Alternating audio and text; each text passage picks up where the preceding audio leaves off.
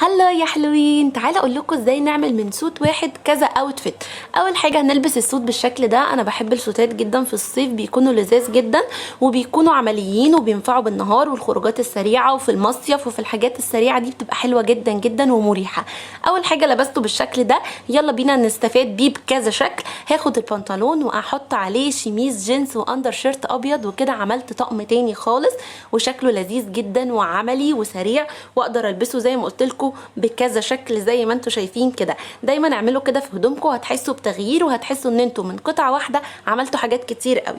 هناخد كمان بقى التي شيرت اللي فوق ونحطه على بنطلون تاني خالص، وكده عملنا اوتفيت تاني وجديد، وهيكون برده حلو وسريع وينفع في النوادي، في الجيم، في المصيف زي ما قلت لكم، الخروجات السريعه. دايما اعملوا اعاده تدوير لكل حاجه عندكم، واعملوا من كذا، يعني من الحاجه الواحده كذا طقم، بتتبسطوا قوي، بتحسوا ان انتوا عندكم هدوم كتير.